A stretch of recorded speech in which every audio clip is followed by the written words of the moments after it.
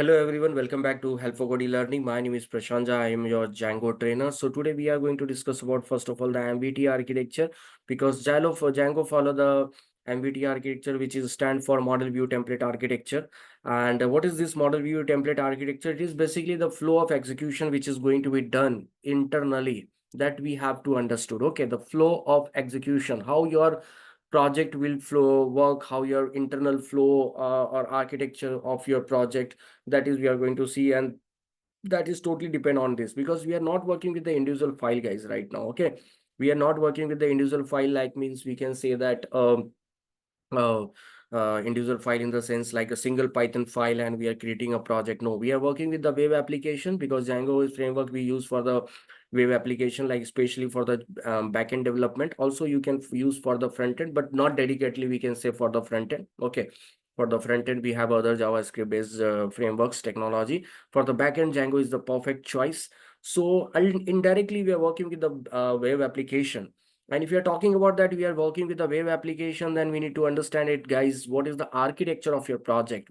On which architecture a project is based? Okay, so the base of your project is very important. So let's talk about if you have some application, we are using it, and that application, that web application has been developed using the Django framework. And if we are interacting, we are using those applications. So indirectly we are working, or we are interacting with the Django framework. We can say that if you're interacting with any website, okay, and that website has been developed using the Django framework. Suppose we are doing a registration, so the request is going to come by that in that website. If you just a minute, yeah, if you're doing a registration, so that registration will go, that request will come to the URL, and URL is basically nothing but it is a collection of path. In urls.py file we set up the path, we decide the routing of your project, routing in the sense how the flow of execution will happen, how the request and response are going to come and go, from where the request will come, from where the request will go. Okay, everything is depend on that. So, and suppose if you are doing a registration, so the request definitely through a URL, the request will goes to the views. In that views is responsible to manage your business logic. That means we can say views is also your business logic layer. So here inside of views, we write the logic, the responsible logic. Like if you are doing a registration, we have to check the validation. Suppose we are checking the data or anything else. You are going to store those data in your database, in your table, in your authentication table. So all the logic you have to apply, that is going to be checked in the views.py file. After that, your views.py file, that request will forward to the forward towards your models.py file. Okay, and the models.py file is responsible to communicate with your database. Models.py file is responsible to communicate with your database. Understand? Okay, so this is what how your data is going to store.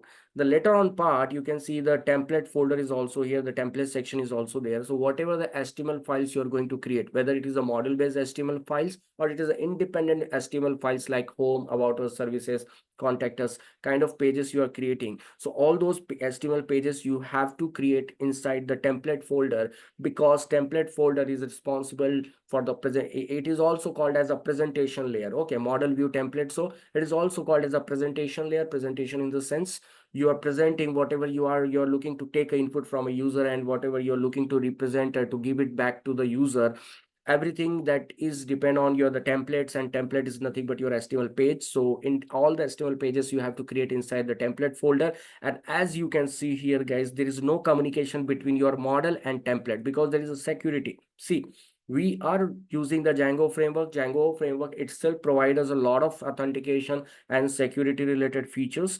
But apart from that, their architecture is also secure. You can see here, because the model and template, there is no communication between the model and template. And that's why whenever user are going to submit their any kind of data like registration, login, or any kind of form, anything else, whatever the user are going to submit through the form, that is not going to directly come to the database. That is not directly come to the database. Okay, that means there is some layers of the architecture, we can say. So the data first of all will come to the views file, and the views file, as you know, that it is responsible to write the logic. It is responsible to manage your logic. Okay, first of all it will check the logic. If the logic is correct, according to that it will forward your data towards your models and models to the database. Right now, I have not mentioned the models here, database symbol here, but you can assume and you can analyze it that model is associated with your database. Okay.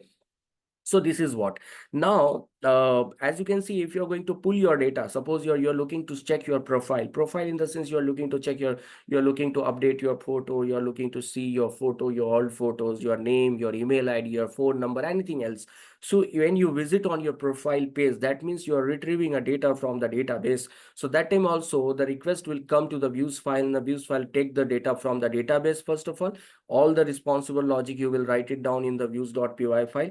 So first of all, views.py file will take the data from the, I will say from your database, and then it will give it back to your HTML page. So why, you know that if you are looking to submit your data, that means you're looking to insert your records, your data, and you're looking to retrieve your data, all the communication will happen through views file, and the views file is a business logic layer. So here we are going to write the logic. Why I'm explaining all those things, if you ask me, boss, after that we are going to create the project, we are going to we will create the app means the application, the different kind of modules. What is the modules, I will explain in the next session, in the next lecture.